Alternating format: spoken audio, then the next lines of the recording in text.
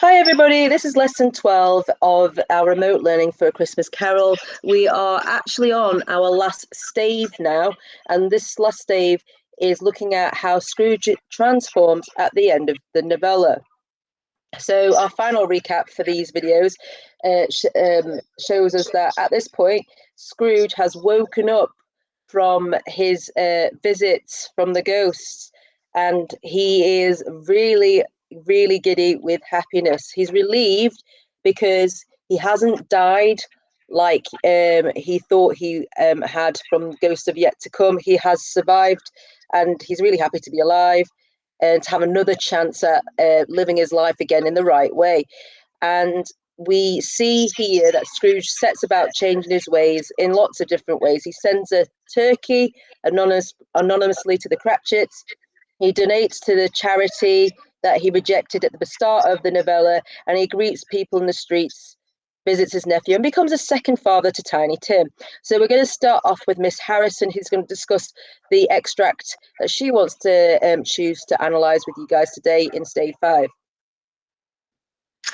Okay, guys, so like Miss Wan said, we're at the very end of the novella now. Now, Stave 5 is quite a short stave in comparison to the rest of them, but it's where we can finally see Scrooge's transformation come full circle. And there's a lot of parallels between Stave 1 and Stave 5 in the language that Dickens uses, but we can see those that they're quite juxtaposed. So if you look at this first quote that we've highlighted, so Scrooge says, "I'm as light as a feather, I'm as happy as an angel, I'm as merry as a schoolboy, I'm as giddy as a drunken man. A Merry Christmas to everybody, and a Happy New Year to all the world." So obviously, if we think back to us lessons in Stave 1, where the similes that are used to describe Scrooge are hard and sharp as flint, solitary as an oyster. So those very negative similes. Here we've got the pretty much the exact opposite. Okay, so I'm as light as a feather. So think about him being light, and that he's, his greed and his selfishness, he's been released from that. The burden has been lifted, and he's transformed into this much more positive man. Okay, I'm as happy as an angel, I'm as merry as a schoolboy. Look at the use of positive adjectives, so light, happy, merry, giddy. So it's all to show, his transformation right at the very end of the novella. And then we've got his reference to Christmas. So when anybody ever mentioned Christmas, his response was "Bah humbug." This very harsh sounding response to the happiness of Christmas or the Christmas spirit. And now he's saying Merry Christmas to everybody, using that exclamatory sentence, which again conveys his renewal into a kind of new sense of self. Okay, so then the next bit that I want to focus on is just kind of focusing on his personality and how he's changed. So he was quite a gruff sounding man, a gruff sounding character in Stave 1, didn't laugh, didn't show any signs of happiness. But it says, really, for a man who'd been out of practice for so many years, it was a splendid laugh, a most illustrious laugh. Okay, so we've got this reference to him laughing. It's described as splendid. So even though he, like it says, has been out of practice and hasn't laughed for many years, that hasn't affected it. Okay, so illustrious means, just going on to the final bit, illustrious means well-known, respected, and admired for past achievements. So it's this idea that this reference to him being out of practice for many years, I think, is potentially harkening back to his younger years, and the fact that he's been out of practice, even though it is a splendid laugh, and the fact that illustrious suggests it's admired for past achievements and respected and well known. Perhaps you could link the idea of the hard and sharp as flint and solitary as an oyster. even though those are quite negative descriptions, if we go into it, you know, shows the kind of warmth and the potential that's within him. And I think you could maybe link those two similes with this reference to his laugh, so that it's, you know, it's always been there within him. It's just needed a lot of encouragement to get that out of him. Okay. And then we've got this metaphor here at the end, I'm quite a baby. So, you know, if you think about babies, you think about innocence. You also think, you know, a baby being born. Scrooge has literally been reborn into a new person. So if you ever come across a question that's to do with change or redemption, transformation, it's a really good quote to highlight Scrooge's trajectory and how he's come full circle. The fact that he's literally been born into a new man. Okay. Yeah, could I add one more point Yeah, to the metaphor of I'm quite a baby? So, just linking back to what Miss Harrison said about this idea that Scrooge has been reborn, it links to this idea of that when you are reborn, that you have accepted the path of Christ, and this is quite good for the Victorians to remember, because then it gives us the idea that all past sins, even like someone like Scrooge, can be forgiven when this path of Christ is accepted, and if you repent, then like I said, you can have a clean new slate, and you just try not to repeat them again. So hopefully Scrooge won't go down the path of greed again. And that's just something I just wanted to add. Thank you. So next one, yeah. So then we've got, again, some parallels between stave 1 and stave 5 here. So the bit that we've highlighted in this extract is no fog, no mist, clear, bright, jovial, stirring, cold, cold piping for the blood to dance to, golden sunlight, heavenly sky, sweet, fresh, merry air. So obviously we've talked a lot about the use of pathetic fallacy throughout the novella, particularly in the first couple of staves, when, you know, the setting and the use of the weather really highlights how Scrooge is a product of his environment. Obviously, the reference to fog is this idea of metaphorical blindness, that he's ignorant to the problems in society. And now he's gone through the intervention with the ghosts. He's come out the other side, and there's no fog, no mist. You know, and that repetition of no, it suggests that, you know, there's this clarity finally. So which is then emphasized by the next adjective, clear, bright, jovial. And then we've got golden sunlight, heavenly sky, sweet, fresh, merry air. So if you look at syntax and the use of listing here, the fact that the number of positive adjectives clearly outweigh the number of negative ones, or the use of positive nouns, sorry, and the use of positive negative nouns as well, so the fog and mist, and then the sunlight and sky and things, as well as all the adjectives, you know, clearly shows how far Scrooge has come. So it's this idea that, again, his transformation has come full circle, and it's through the intervention of the ghost that this has been able to happen. You know, you could argue that the ghosts are engineers of Scrooge's trajectory, that they're the ones who enable him to change by showing him the things that they do. Again, going back to this idea of syntax, remember, syntax is the use of word order to create meaning. So the fact that, again, that the positive adjectives are the final words in this sentence shows that the positive things now outweigh the negative. Okay, which again is a clear juxtaposition to how it was in stave 1. Okay, perhaps you could also zoom in on that adjective golden as well. the fact that, you know, think about Scrooge's initial thoughts about gold and profit and things in the beginning, whereas now it doesn't really have the same connotations for him anymore. I know this isn't something that he's saying, but you could still link it to this idea that you know, gold is now something that isn't linked to profit or money or wealth or material gain and possession. It's this kind of metaphorical bright light that's been shone onto Scrooge to show that and to highlight the fact that he's now a new man. Is there anything you can add to that, Miss Wan?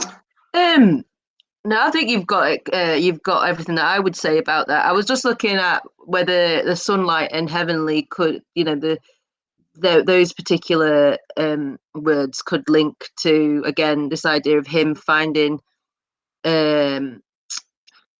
like learning about how to like behave properly, like maybe following God's sort of will, like to be benevolent and to be kind to others. Yeah. But I'm not sure how convincing that is. So I just don't know whether you think Maybe, yeah. I just like, yeah, especially as the fact that golden and heavenly are capitalized as well. Yeah. I think we could argue that definitely. Yeah. So yeah, that's the only religion and kind of following the path of Christianity, true Christianity. You know, that not what was kind of what's the word? Not the kind of religion that Dickens didn't like. Essentially, you know, actually being charitable and generous with your time, you know, not just your money but your time, your emotions, your relationships, things like that. Yeah, that's excellent, thank you. I'm just gonna move on to the next one. Yeah. Right, okay, so final bit then from me, and then I'll stop waffling. So there's this exchange of dialogue here between a young boy in the street on Christmas Day and Scrooge. So Scrooge asks him if what the day is, and he says it's Christmas Day. And he asks about the poulterer's shop. No, so a poulterer was essentially like a butcher.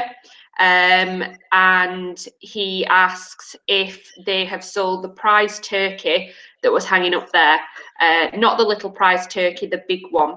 Now, just a bit of context for you. In Victorian times, turkey was quite an exclusive meat. It was only ever served for rich people. So again, we can kind of see this, and in stave 3, Mrs. Cratchit does make reference to that, and she says that she hopes one day the children might taste a turkey. So goose was much more. It was a big bird like a turkey, but it was much cheaper. So it's this idea that you know, in stave 3, Christmas present. It's this idea of exclusivity, even with the meat that they're eating for Christmas dinner.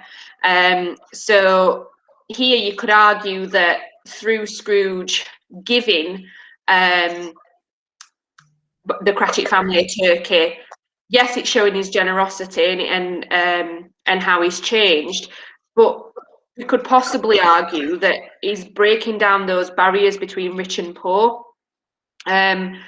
And obviously through raising Bob's wages, then he would probably be able to go out and buy a turkey next year for his family with his own wages. So you could potentially link it to the idea of, you know, it's like a moral, it's not a fable, it's like a phrase that's give a man a fish and feed him for a day, teach a man to fish and feed him for a lifetime. So it's kind of along the same lines. So, you know, yes, giving the Cratchits a turkey this Christmas might be lovely, but raising Bob's wages and enable him to buy turkey for his family, you know, for the rest of the Christmases that they celebrate, is a much more permanent solution.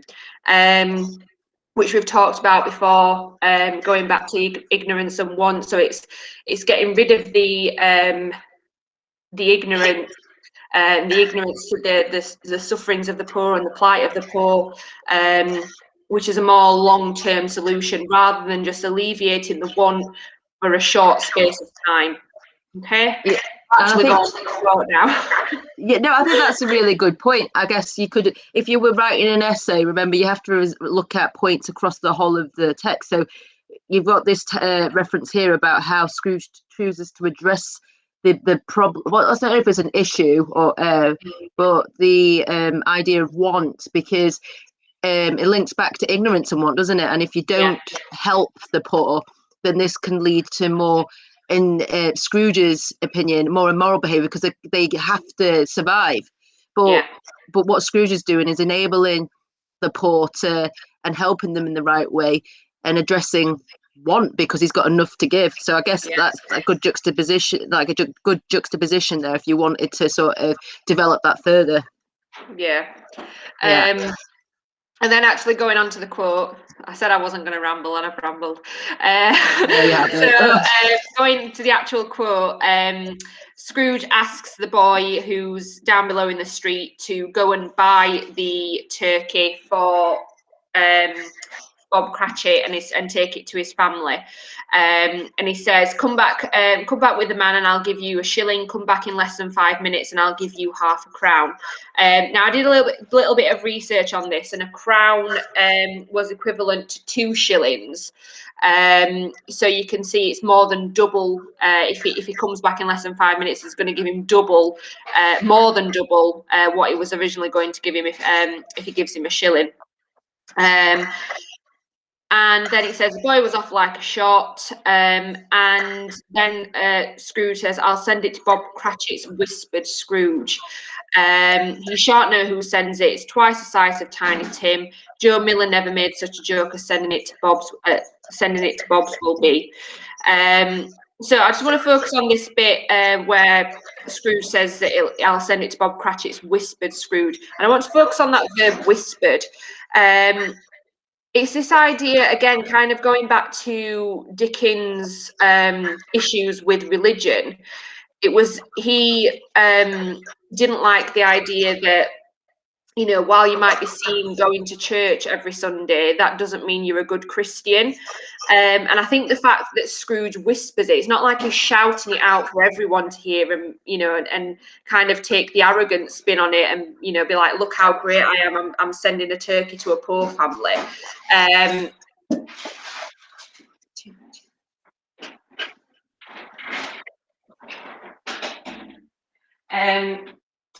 So yeah, he's not shouting from the rooftops, look how great I am. And he is he's whispering it. So he's showing that he's not looking for approval from anyone else. He's doing it as an act of goodwill off of his own back. And then, you know, he says he shan't know who sends it. So again, he's not wanting thanks from me. He's not wanting a pat on the back from Bob Cratchit. He just wants to be generous for the sake of being generous. Okay.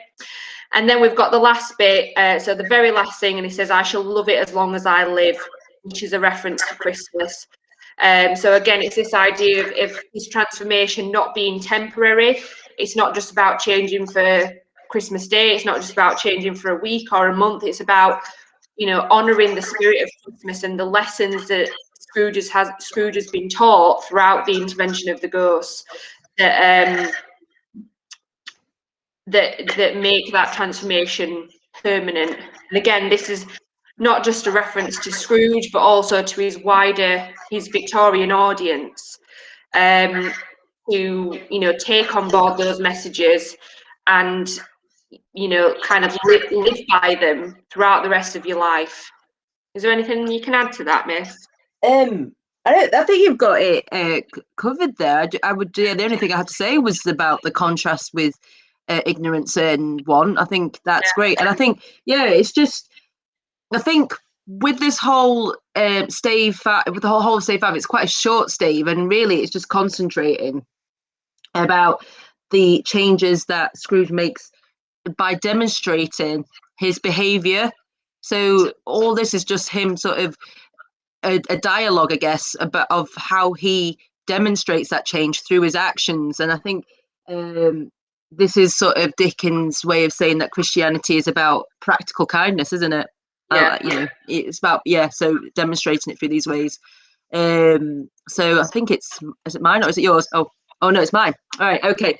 So the section that I'm going to cover with you guys is basically two little bits I picked out from my extract, which juxtapose, and we've used this word quite a few times. And remember, juxtaposition is the placement of two contrasting ideas. So I'm going to go through these two quotes because they reference stave one. The first one is him interacting with the charity workers again that he met in stave one. And the second is a contrast between the how he approaches people in stave 5 and the avoidance of that in stave 1. So I will put those quotes from stave 1 on the next slide so you can kind of see where I'm going with this. So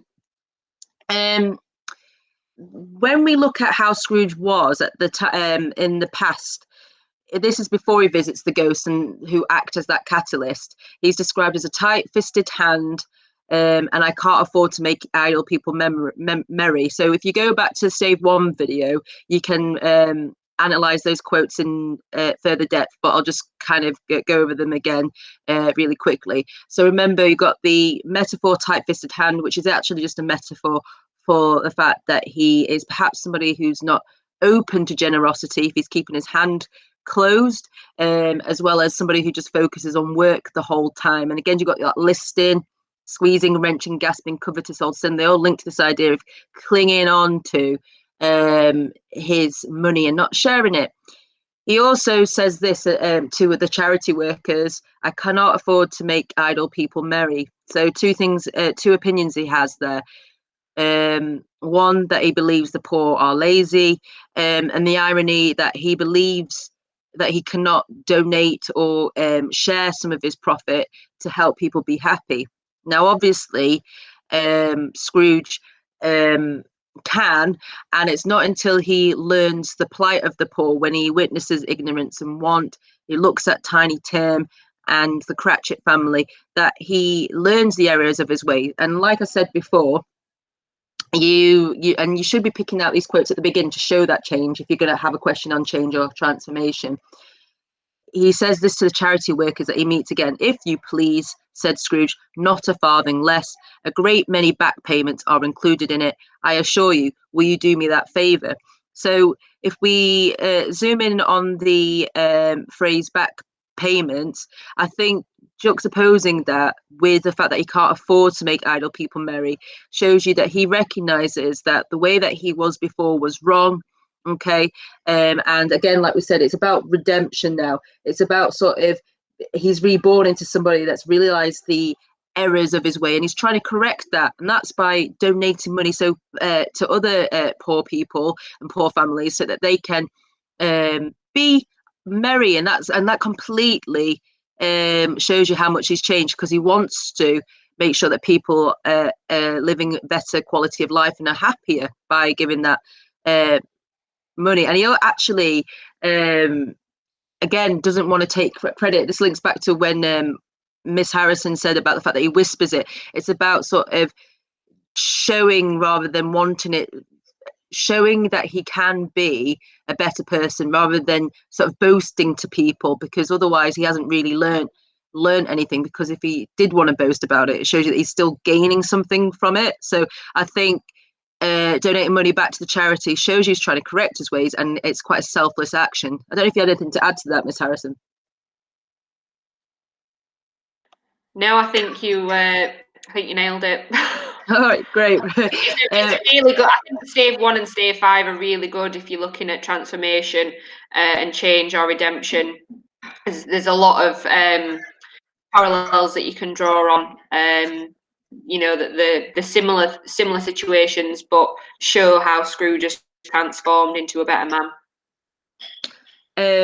So the next quote I want us to look at is the contrast between stave 1, where he actively avoids people. Nobody, or people never approach him. Nobody ever stopped him in the street to say with gladsome looks, "My dear Scrooge, how are you? When will you come to see me?" No beggars implored him. to bestow a trifle. No children asked him what it was o'clock. No man or woman ever once in all his life inquired their way to such and such a place of Scrooge.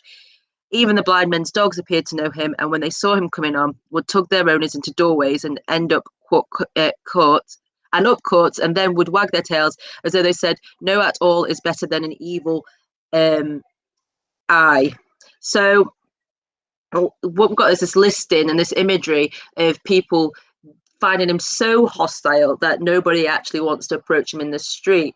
Okay, and he likes it that way. We've learned that in stave 1. He likes to be left alone, and as we learned in stave 2, there are lots of reasons why he chose a life of loneliness. So Scrooge now in stave 5, he went to church and he walked about the streets and watched the people hurrying to and fro, and patted children on the head and questioned beggars, and looked down into the kitchen of houses and up to the windows and found that everything could yield him pleasure. He had never dreamed at any walk that anything could give him so much. Sorry, I'm going to hide the rest of that. Give him so much happiness. In the afternoon, he turned his steps towards his nephew's house. This is complete contrast. Okay, if we look at the verb patted the children on the head, this idea of him being quite affectionate, okay, is complete contrast to when we look at him. No children asked him what it was o'clock. So we've got this parallelism almost between the sentence structures, which I think Dickens uses on purpose, again, to sort of make it really obvious and transparent to the readers that it is possible to change, and that Scrooge has changed. If he's the embodiment of the worst kind of Victorian wealthy gentleman, then he can change, so others can if they choose to. Okay, and again, we can see that he's made that choice. Because some people could argue, well, he's done it because he's more out of scared about sort of where he's going to end up in purgatory. So is it completely selfless? But that's up to you guys to evaluate. And he also walked about the street, so he's actually re-entering society. So whereas before he sort of avoided people, we've got this idea of him sort of wanting to sort of reintegrate back into society, wanting to be around people. And I guess it's that idea of him being reborn, and that it's not too late to change. I don't know if there's anything else to add there, Miss. The only thing that I would perhaps talk about is the bit where it says and found that everything could yield him pleasure. So if you again turn back to stave 1, when the only thing that would bring him pleasure was money, and now he's looking at think about money in comparison to walking about and patting children on the head and looking down into kitchen windows, and it's kind of like the simpler things that are now making him happy and gaining him pleasure. It's not the material possessions. It's life that's bringing him happiness. And then if I just noted the last sentence, in the afternoon he turned his steps towards his nephew's house. The fact that he's turning his steps is, again, perhaps you could argue that verb turn suggests that he's turned over a new leaf, he's turned into a new man, and the fact that he's turning steps towards his nephew's house rather than away, because obviously, again, in stave 1 he refused the invitation to go to Christmas dinner. And it shows that now he's not only valuing this Christmas spirit, but also he recognises the importance of family as well, which is, again, a thing that can bring him pleasure as opposed to material possessions and material gain. There was one more thing I noticed, and I forgot to mention, is the fact that in the extract in stave 5, he questioned beggars, and that verb question shows us, again, not only that he's interested in people, but in particular, he's not ignoring the poor anymore. He's sort of getting involved in every part of the sort of social class system. So I feel like that's sort of shows a change as well, that he doesn't think these are people to be ignored anymore. He wants to be around people to find out if they do. I guess maybe if they do need help as well, by the questioning them. I think that could be one thing. Oh yeah, and at the top, I forgot about this quote. "Don't say anything, please," retorted Scrooge. "Come and see me. Will you come and see me?" Shows you that, and this links back to the quote in stave one, "Solitary as an oyster." You know, before he would close himself off from the world, and now he's sort of desperate to be around people, and that sort of shows you that full transformation. I haven't got anything else to add, really. No, I think that's it. Yeah, so well done, everybody. We've got to the end of stave 5. By now, you should have probably been told to read stave 5. You've got your key quotes here, and like Miss said, really important to maybe reflect back onto your quotes that you found in stave 1, just to show that transformation of Scrooge. So that's it from me. Yeah, that's it from me. Yeah, bye. See ya.